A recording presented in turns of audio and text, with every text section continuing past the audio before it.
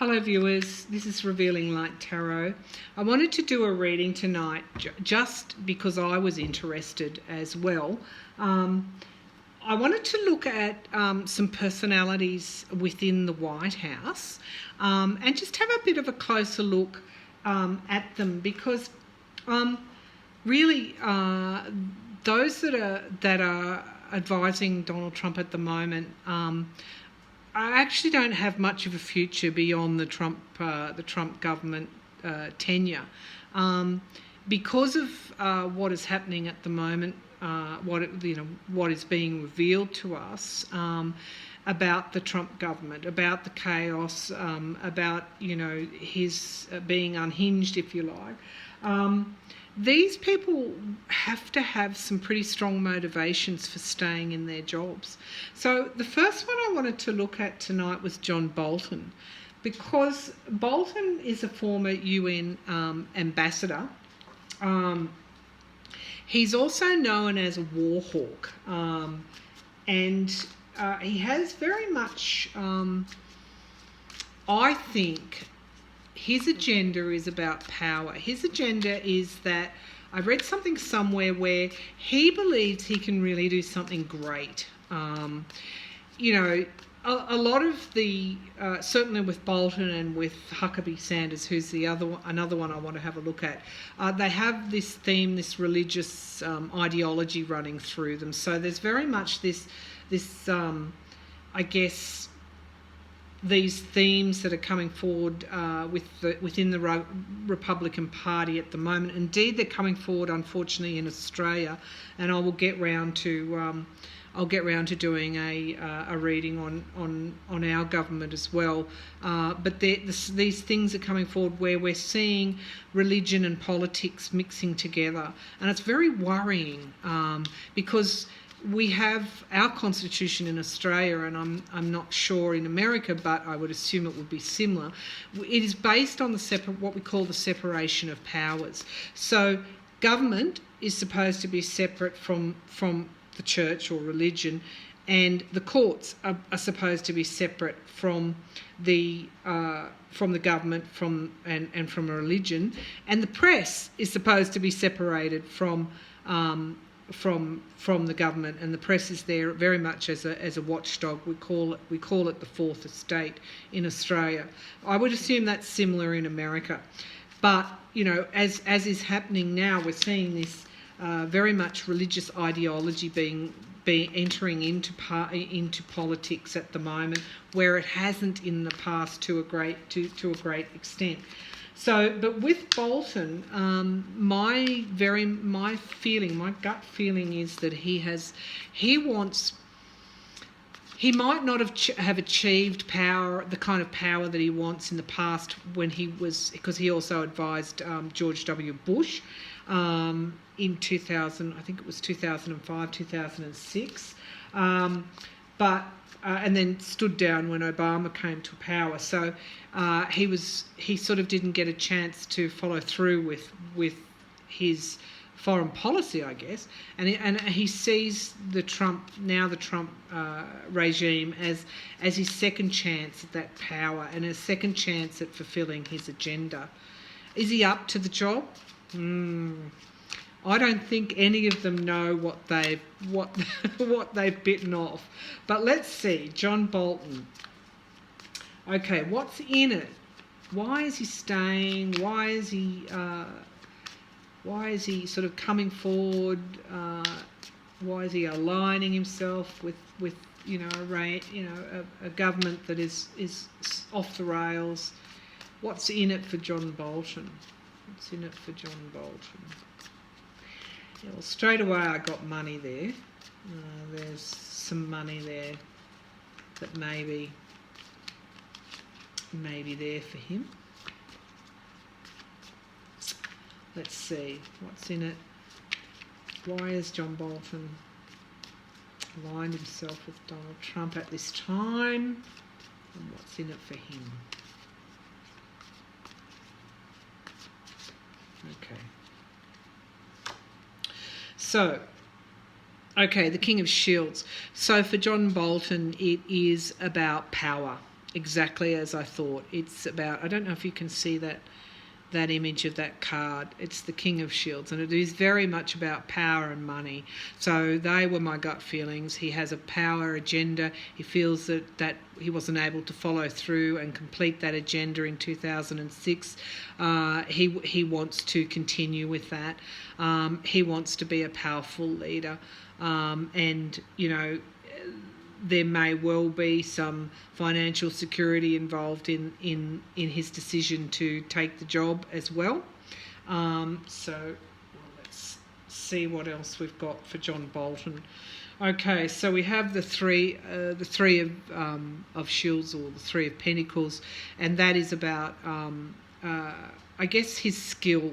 His skill as a negotiator. I mean, he is the foreign, I think it's 27th. National Security Advisor. So he, and as a former UN ambassador, he has certain skills to bring to the job. He also sees himself as in a position of repairing things as well, which is quite interesting, because the other thought I had about him was that he may well be in a position to stop. I mean, as a former UN ambassador, you would think that he would know the value of those structures like NATO, like the UN, and he's not a revolutionary at all, and some of what Trump is doing is actually not conservative. It's actually quite radical. So Bolton might see himself as being able to repair some of the damage that Trump is doing, and that again is about self-aggrandizement. Bolton thinks he's very important. He's in a very important position. He's bitten off a lot. The Knight of Wands is about creativity. It's about being on the world stage, charging forward with new ideas. So it seems to me that Bolton actually does think that he'll be in a position to influence global foreign policy and security. He also may think that he can repair some of the damage that Donald Trump is doing. He's very much enthusiastic about his role, and this is exciting to him. He's going to be able to follow through and finish what he started in 2005, 2006. This is very much about power for him. There may be some money involved. What we want to know is he going to be helpful, or is he going to hinder, because he has got a reputation for being a war hawk. So let's just see that if he's charging forward with his new ideas, are they going to be helpful or are they going to hinder? Helpful or hinder? Okay, so we've got the Two of Swords, and that's about balancing forces and making compromises. So he will have to make compromises with his agenda. His agenda is very ambitious, but he will have to make compromises. Is he helpful? Is this helpful, or is it? So it's hope. He thinks he's in a position to bring some hope to the table. So from that reading, it's not clear whether Bolton is a nemesis or whether he's a force, a helpful force at this time. He certainly thinks that he is. He certainly thinks he can be. He's in a position to repair some damage, but I guess the unknown there is what was his agenda? What is his agenda that he wants to accomplish, and is that going to be helpful to the US, or will that hinder? I keep coming back to to the star, and that is about hope. It's also about clarity and, renewal. My feelings might be wrong about John Bolton. He may well be one of the people that is keeping the lid on Donald Trump's impulsive decisions and actions that are actually dangerous. He might be in the position of being the repairer. Okay, jury's out on John Bolton. We'll see, I guess, as we go along. But the cards are definitely saying that he is, while his agenda might be one of power, and perhaps overstating what he can actually do, there is hope there with John Bolton that he may be able to repair some of the damage that Trump is causing. All right, we've finished with John Bolton. Let's have a look at Kellyanne Conway. I have to say, personally, I've got no respect for Kellyanne Conway. I think when she came out at the very beginning, I've watched her from the beginning, and when she came out and used that phrase, alternative facts, my respect for her, I didn't have any thoughts on her, but I certainly just thought that she cannot be believed, she cannot be respected. She still keeps turning up on CNN interviews. I don't know why why the media has her on, because she hasn't really got anything worthwhile to say. Bless Kellyanne. Okay, let's see. Why is Kellyanne there? Why is she? She's been with Trump from the beginning. She's got very strong Republican ties. She was a pollster and a political consultant for the Republicans. She very much likes the spotlight. That's very evident. Why is she with Trump? Why is she sticking around? Not a very good career move. We know her husband doesn't agree with her. I'm sure her husband would like her to resign. He's come out and, with his anti-Trump tweets. I'd like to be a fly on the wall at their dinner table. But let's see. Kellyanne Conway. Why is she with Trump?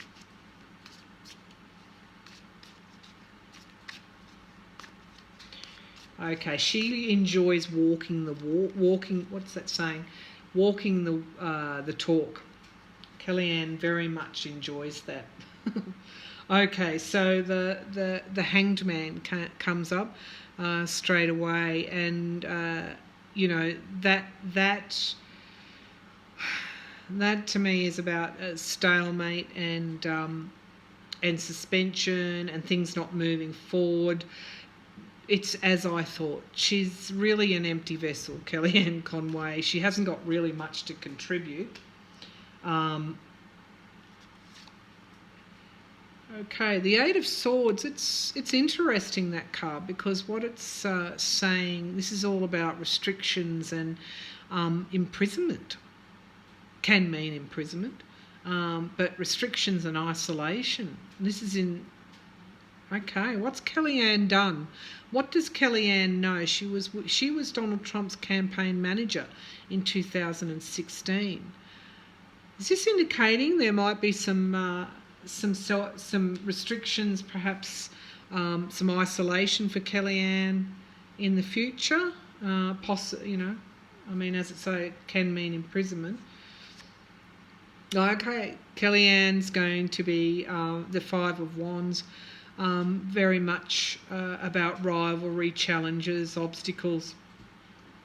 That could indeed be the White House environment if Woodward's book Fear is correct, and it seems that it is. He's got all his interviews on tape.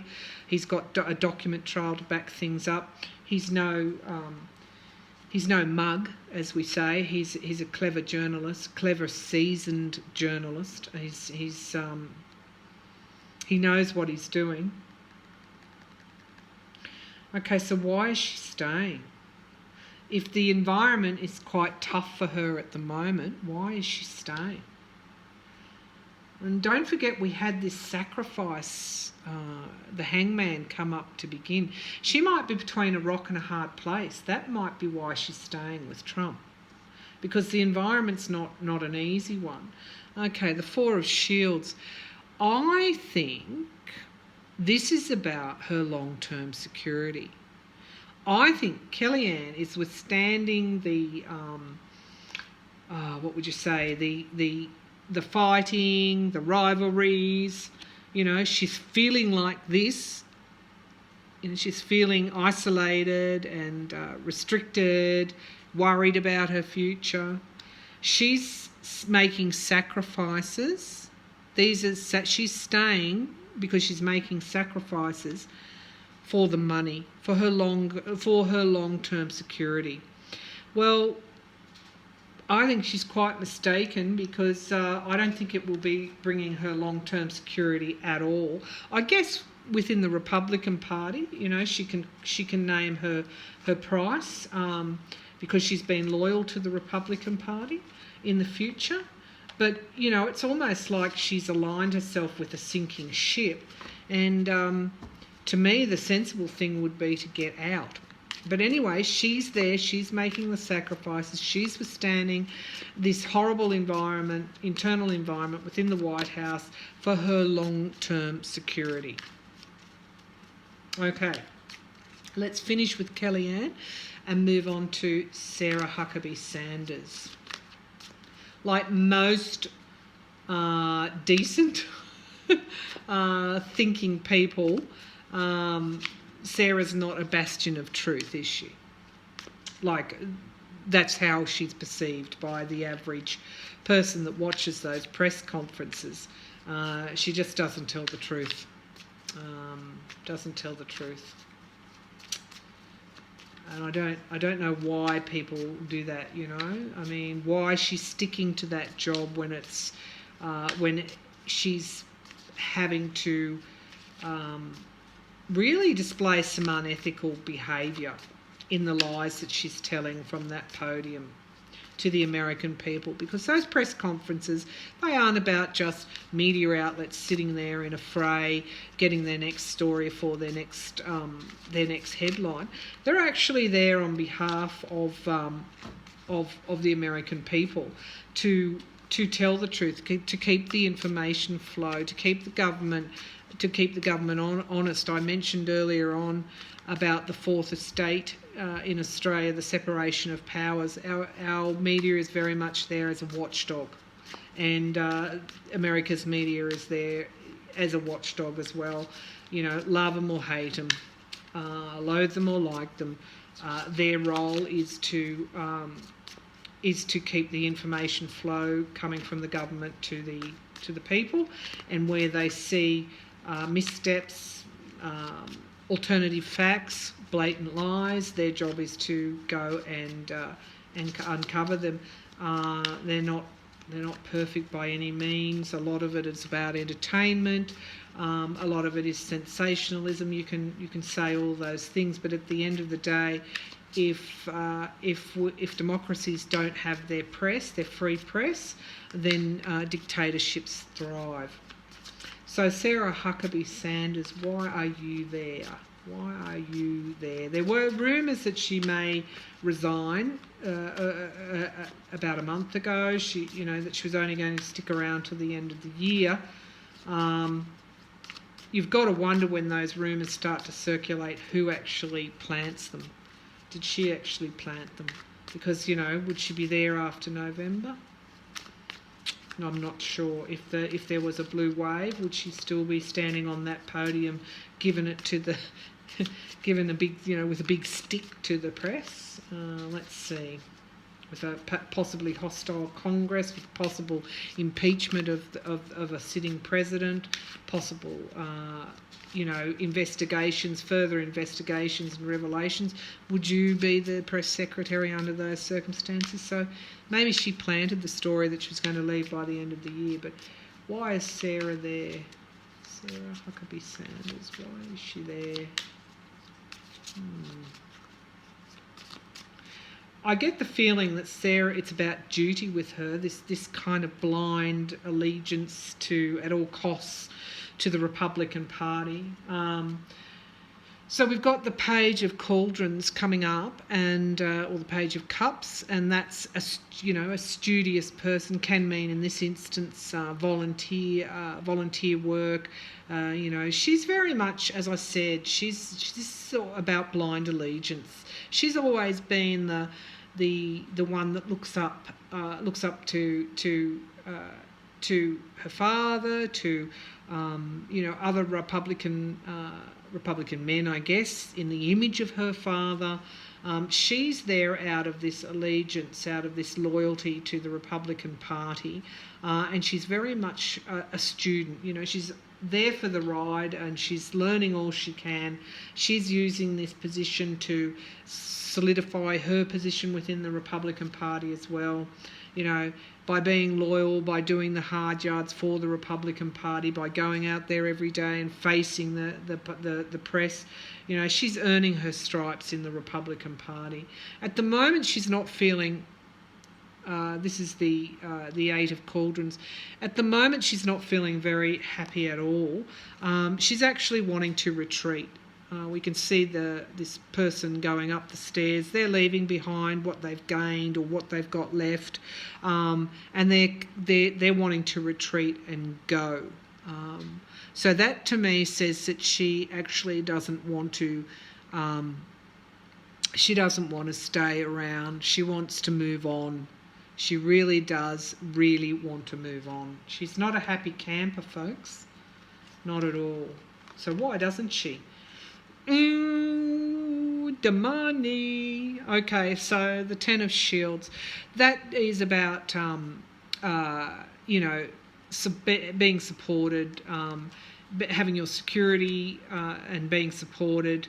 So while I'm not saying she's there taking bribes, she's within the fold. She's within the monetary fold. She's, the Republican Party, will remember her loyalty. Well, at least this is what she feels. So that's why she's battling the storms. That's why she's weathering the storms, and she's not retreating. She's not walking away. Really, I think, she was quite naive to think that, that to involve herself in the way she has in the Donald Trump government, to be his spokesperson, out of this loyalty to the Republican Party and this almost innocence and being naive about it. She's, not happy presently, but she is doing it for, for long-term security, for her family, for the party, for, I guess, money as well. We don't know the finer details of her contracts. We don't know, again, with Kellyanne Conway and John Bolton, we don't know what they've been offered, and, what promises have been made for them in the future. I mean, maybe Sarah's been promised that she'll have a seat in Congress or the Senate eventually. Maybe she's been promised a pretty lucrative job as a lobbyist or some, working within big business. We don't know, but it seems to be that's why she's staying. And also Kellyanne's staying for the same reasons. Wow. These Republican women, they've sold themselves. They've sold their soul. Okay, that's all I'm going to do tonight. Very, very interesting, those three readings, to see what's motivating Bolton, Conway and Huckabee Sanders to stay in what is a Titanic sinking ship and what is only going to get worse. Certainly Conway and Huckabee Sanders are not happy at the moment, and they're sticking around for the money, for the longer term security. Bolton is a bit of he's a bit of an unknown factor. I'm just sort of getting a bit of ambiguity around Bolton, because of that. The star came up, that hope card, and the fact that he seemed to be able to think that, it seemed to indicate to me that he thought that he was in a position to repair some of the damage that was being done. So even though he's got this power agenda, this kind of, I wouldn't say he's a narcissist, but this self-aggrandizement going on with him, how important he is. It seems to me that at least, he's got some. He may have some, I guess, ethical backbone there. So let's watch the how it pans out for these three characters. We know them so well now after 2 years of constant chaos and media and news secrets emerging. I think we're going to get to know them even more in the coming 6 months. Okay, viewers, have a pleasant evening. That's Revealing Light Tarot.